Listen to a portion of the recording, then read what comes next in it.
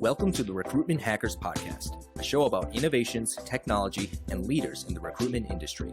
Brought to you by TalkPush, the leading recruitment automation platform. Hello, and welcome back to the Recruitment Hackers Podcast. I'm your host, Max Armbruster, and today I'm welcoming Zac Engler, who is the head of talent acquisition for a company called PaR Systems, which he'll tell us all about. Zac, welcome to the show. Hey, Max, thanks so much for having me. I appreciate it. It's a pleasure. It's a pleasure. When I saw that you moved into this new company, I thought there was a real good match between the kind of recruiter that you are, a tinkerer, somebody who likes to play with toys, and the kind of business that PaR System does. But for those who don't know you, perhaps tell us a little bit about yourself, where you came from, how you got into recruitment, and then we'll talk about your business next. Yeah, so thank you. I started off a career in more of an HR generalist capacity at Target headquarters, transitioned over through to more of a retail leadership / talent development and recruitment person while in my time at Apple. And that's really where I got my taste of full-on recruiting, and from there just realized that it needed to be 100% of my job. Landed an opportunity at Amplifone, the world's largest provider of hearing care solutions, and oversaw the build out of their North American talent acquisition team. And from there, was really on a great pace in terms of exploring new technologies and bringing new capabilities to recruitment when PaR Systems came along with really the dream job for me. As you said, I'm a tinkerer. I love all things nerdy when it comes to space flight, when it comes to nuclear reactors, when it comes to and nuclear energy, when it comes to robotics and automation, and PaR does all of those things. So it just was one of those kind of once in a opportunities that I got to capitalize on, and they're slated from some tremendous growth over the next few years. So they brought me on as a head of talent acquisition to really help grow out that capability and scale the team. And I believe this company is a few hundred people today. Yeah, we have 450 people. We have locations here in Minnesota, in the Minneapolis area. We have another large location in Brunswick, Georgia. And then we have satellite offices around the world. Some of the locations are in the United Kingdom, South Africa, France, Japan. But overall, the nice. Biggest locations are in Minnesota. And Georgia. And Georgia, okay. And PaR Systems hires a lot of engineers then, and finds what it's looking for in Minnesota. Yeah, 75% of our staff is either engineers or highly technical positions. A lot of the projects and products that we design and build are one-of-a-kind or first-of-a-kind solutions.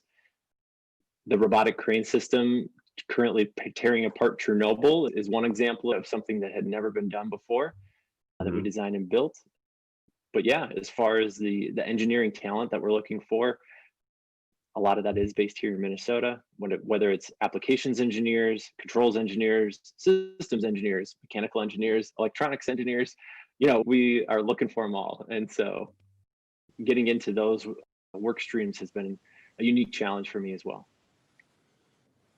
Yeah, I think you're the man for the job, but these roles seem like perhaps you would find them in sort of fundamental research, university sector, find these kinds of profiles, because if you said it's first of a kind, you're not going to find people who have, nuclear crane on their resume much, or I'm sorry if I'm misquoting your example.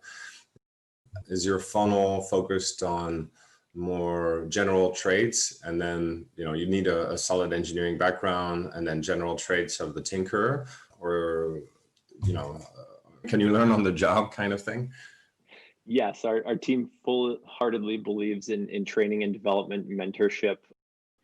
A lot of the people that come into our organization in a junior position are given a mentor almost immediately, are set on a path for development.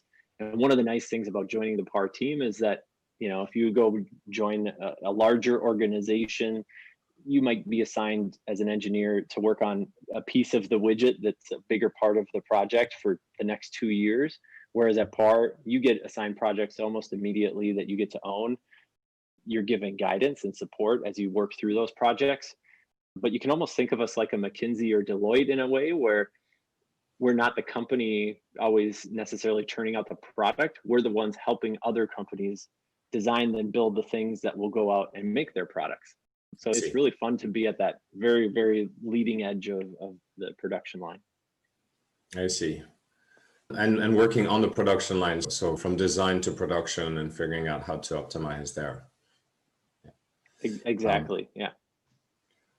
Cool. So as part of the recruitment process for you, when you were being considered for this job, did they ask you to show the toys you've been building? I remember you were one of the first people to experiment with chatbots for the world of recruitment.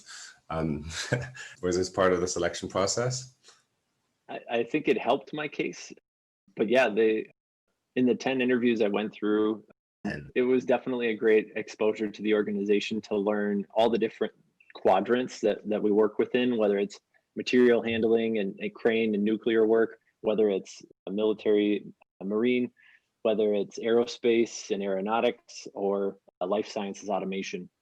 And those 4 areas, I got a chance to work with those folks and share my story of how we streamline candidate workflow through automation to allow us to actually connect with the person behind the resume and get to the best candidates more quickly if we're on the sourcing side of the candidate funnel.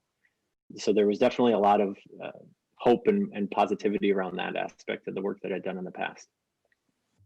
People in North America in 2020 are complaining of the fact that in spite of the highest unemployment rate in the history of the country, practically, it's still hard to find people. It's still hard to find enough talent to go work in even entry-level jobs like retail and call centers.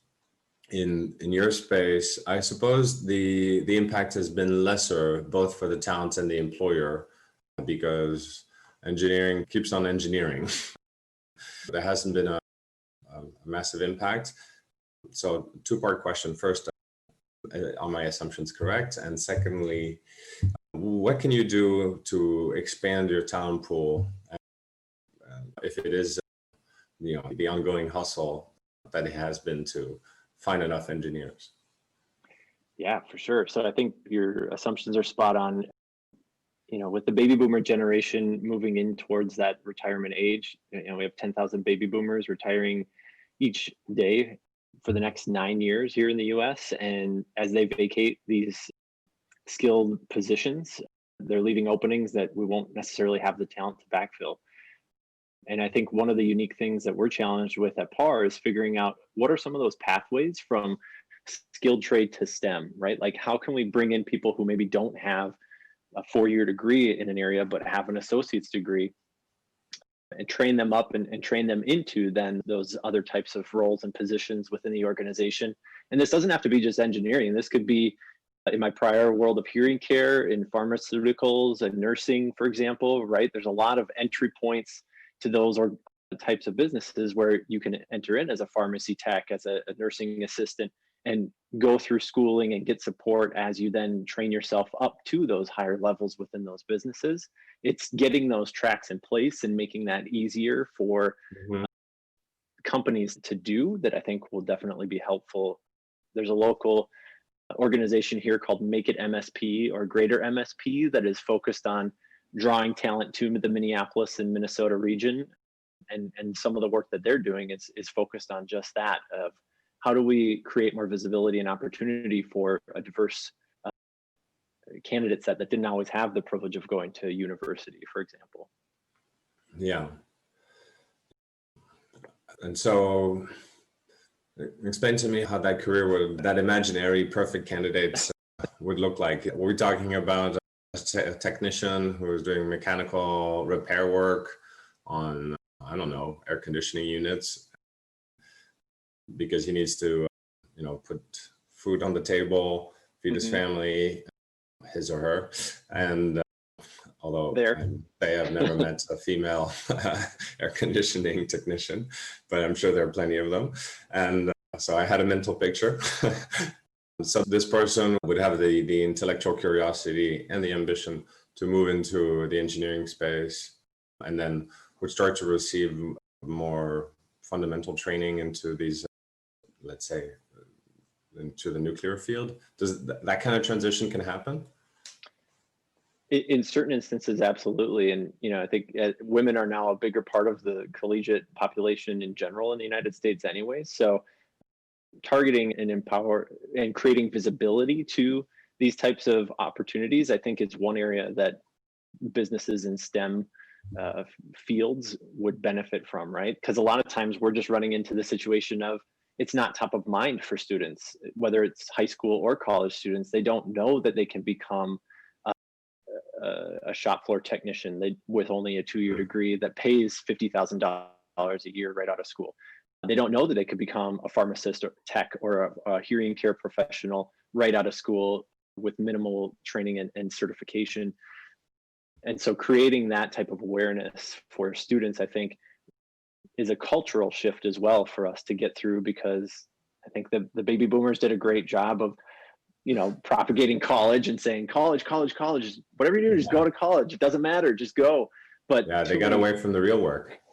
Right. We shifted and pivoted from college being the emphasis to now I think we need to just figure out where are the priorities for economic success and how do we align that with people's passions and desires. Now, I totally get that. Now that we've put the blame on the boomers, I totally get it. Zach and I are both, I believe, Gen X. Not at all. No? I'm an elder millennial, we'll say. Okay.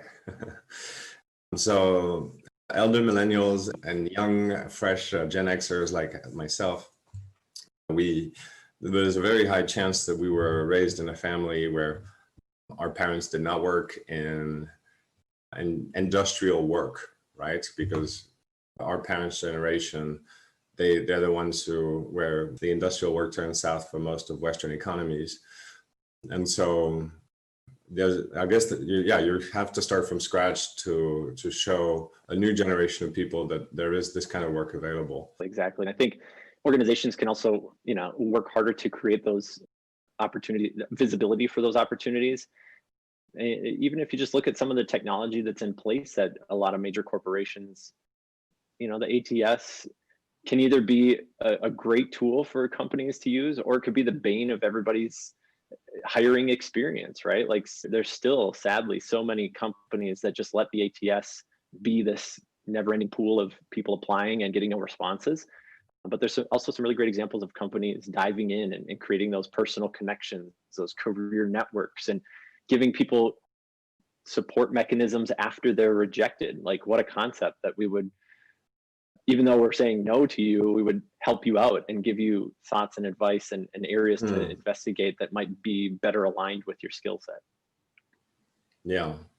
I think the ATS stronghold is also because in North America in particular, there's a legal concern of compliance with EEO, OFCCP, FCRA guidelines. And for a tinkerer like yourself, maybe I can ask you, is there a way to be compliant with these guidelines without using the ATS? Are our talent acquisition people making a big thing out of something that doesn't need to be? I think that the ATS definitely has its place in the recruitment process and in the talent acquisition process. I don't know that we're able to get past that per se, but it's like anything, how you use it should be the focus of every business, and using it just like we're focusing on diversity and inclusion, just like we're focusing on championing women in leadership capabilities. We should be focused on creating a highly engaged personal process for every candidate. Yeah, I feel like you're dodging the question a little bit, which is the question I'm trying to get at is, can we do compliance? And can we be compliant without asking the candidate to go through the ATS? And I think the answer is yes, but I'm happy to hear your opinion on this topic if you think I'm wrong. If we're able to get to the information we need to know to be compliant, then my answer would be yes. So maybe there is a chat tool out there that could help people get to that spot within the process to streamline that candidate flow. The thing I would caution there is just, are you still going to ask the same questions that you would when people are clicking through the 15 Taleo steps, right? Only just now they're having to do it on SMS with their thumbs. Not to throw under the bus, but they're an easy target. Right. Yeah, the questions still got to be there. If I understand your comment on the chat, and you obviously know which angle I'm coming from. I am not an advocate for chat interface all the time for everybody. And if we're talking about a long checklist of tick marks you have to fill in, I do think that an actual forum UI is more appropriate than a chat. But I also think it's a shame if what you're trying to build, you're trying to build interest, you're trying to build engagement, to get all of this compliance and all these checklists done at the front of the funnel might dilute your message, and you might miss out on some good candidates that are, you can take them from cold to lukewarm or very warm before you have to go through the compliance stuff. Yeah, I think that's where automation can definitely step in. Of how are you finding the best fit for your organization quickly, and how are you teaming that person up with another person as quickly as possible? Because I am a little biased that a recruiter who's looking at a job holistically from start to finish will be a great, what I like to call a talent liaison for the company and for that candidate, so that you can build trust with them throughout the recruitment process, so that you can have a true rapport and an understanding of, even if this particular role doesn't work out, there may be other opportunities that align in the future. And that person will be more likely to participate as well, because they had a confidant at the organization teamed up with them, rather than a siloed experience where they got passed off from through person to person, or had to continuously apply through this stale old process to not get any results or traction with their application, even though they might be a huge promoter of the brand. When somebody changes job and moves into a new company like yourself, like you did a couple of months ago, it's usually an opportunity for the new company to pick the brains and get the best ideas from the new person. What are some of the early initiatives that you've been able to implement coming into the new role that you can share with us? Yeah, one of the first areas we're tackling is our job posts. Actually, to this point, we're just copy pasting job descriptions onto our careers page. And as you may have heard me say in the past, too many bullets kill people. So if people aren't going to read the full thing, or they're only going to pick out a couple bullets that are relevant and then apply anyways, that doesn't help anybody in the process, right? It doesn't help the company or the candidate. So we're trying to pilot and pivot to a performance-based job posting methodology, which will tell a story about the role. It'll give you a sense of what your first 90 days or first year are going to look like. It'll also tell you what you're going to get out of joining our organization, and not just say you will do this for us, but here's what you'll get out of that experience. And it's our goal to use that as a lever to set us apart from the competition, looking at 30 or so different competitors that we have in our industry. Maybe one or two of them is taking a similar approach, if that. It'll also help us increase our diversity inclusion efforts as well, because as you know, some job descriptions can be inherently biased, and that can shy people away from the application process. All right. And help me get a visual around that. We're talking about, you said, I guess, less bullet points and more of a journey. So does it look like a slide deck where you move through a few images of this is what your job would look like, this is what you'd be doing? Is it like a slide deck, or am I being a management consulting nerd? No. You're just fast forwarding from what I want to implement in the next 6 months. But it starts off with storytelling, and really If you check out Lou Adler, he's really been the pioneer in this space that I've molded our approach off of both at Amplifone and now here at PaR. So it really is that storytelling approach to encourage people to self-select out once they start reading and understanding that it isn't a fit for them, and to really accelerate the interest of somebody who it is a fit for. And then, down the road, having those more interactive and engaging job posts, video job posts, or video advertisements around virtual job descriptions is on my roadmap for next year. Well, one thing that sourcing teams are challenged with is, oh, that sounds great, what you just described, but we don't have enough leads. So we don't have time to build more information and more screens you have to go through in order to get to the applicant stage. So I was thinking, the salvation may come from changing the main metric from cost per lead, number of leads, to a more complex metric where you would only measure a lead if it's qualified, it's interested, it's shown what the first 90 days are on the job, and after all that, it says yes. Have you had to change a little bit the way you track and you measure effectiveness and TA, or is that part of the plan? That'll be a part of the plan. So we're on month 2, and establishing a core set of KPIs and metrics will be happening here as well. And I think having that ability to capture the candidate where they live is an ideal place for us in the future. So that as somebody's browsing Facebook, browsing LinkedIn, or just browsing the web, they come across an ad for us and they're engaged in our brand, either via a chat system or via an interactive job posting that is more likely to draw their attention than just the standard boilerplate. Great. Well, looking forward to see what comes out of the Zac Engler School of Talent Acquisition Tinkering.